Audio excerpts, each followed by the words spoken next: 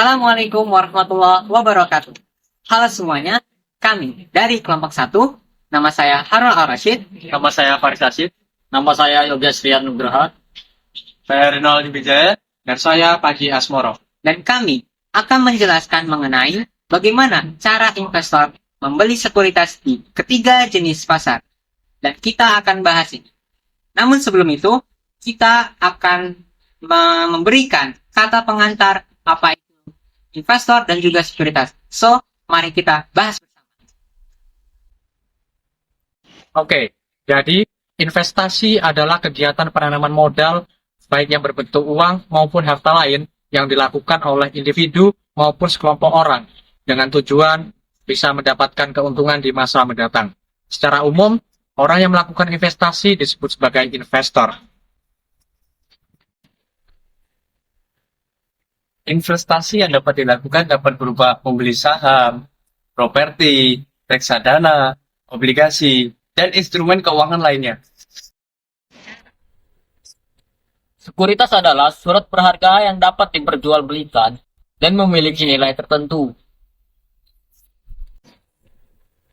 Jenis sekuritas. Yang pertama ada ekuitas, yang kedua ada hutang, dan yang ketiga ada derivatif. Oke, jadi itu tadi merupakan pembahasan kami mengenai apa itu investasi dan investor, serta apa yang bisa dilakukan oleh investor itu sendiri. Kemudian, kita juga membahas mengenai apa itu sekuritas dan jenis sekuritasnya. Nah, selanjutnya kita akan membahas mengenai bagaimana sih cara investor membeli sekuritas di ketiga jenis pasar, dari pasar dana, pasar sekunder, dan yang terakhir bursa paralel. So, tanpa berlama-lama lagi, mari kita mengenal lebih lanjut mengenai pasar perdana, pasar sekunder, dan bursa paralel. Yang pertama kita akan mengenal apa itu pasar perdana. Pasar perdana adalah tahap awal perdagangan efek, saham, obligasi, dan lain-lain, yang diterbitkan oleh perusahaan atau organisasi, disebut emiten. Dengan kata lain, ini adalah pertama kalinya efek tersebut dijual kepada investor. Pasar perdana sering juga disebut sebagai Initial Public Offering, IPO. Beberapa ciri dari pasar perdana. Pertama, harga saham ditetapkan oleh emiten.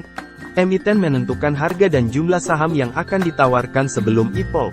Kedua, jangka waktu pemesanan terbatas. Investor hanya memiliki waktu tertentu untuk memesan saham yang ditawarkan. Ketiga, peluang capital gain. Membeli saham di pasar perdana berpotensi memberikan keuntungan, capital gain, jika nanti harga saham naik setelah melantai di bursa efek. Pasar sekunder. Pasar sekunder adalah arena jual beli efek saham, obligasi, dan lain-lain yang sudah pernah diperdagangkan sebelumnya. Biasanya setelah melalui initial public offering di pasar perdana.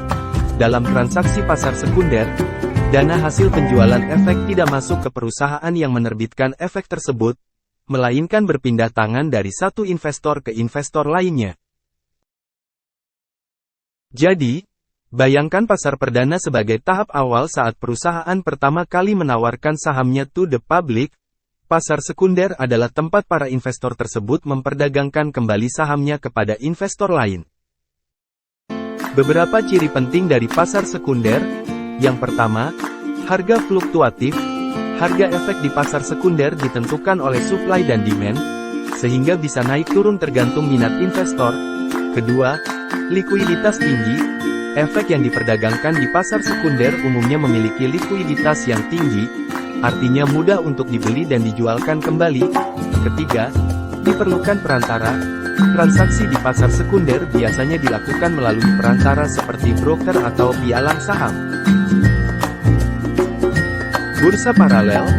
Bursa paralel adalah bursa efek alternatif di Indonesia, selain bursa efek resmi yang dikelola oleh pihak berwenang.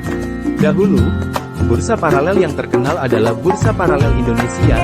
Berbeda dengan bursa efek utama seperti Bursa Efek Indonesia, Bursa paralel memiliki kriteria yang lebih longgar untuk perusahaan yang ingin melantai.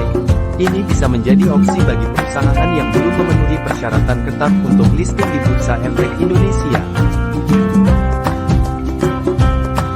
Beberapa hal yang perlu Anda perhatikan tentang bursa paralel.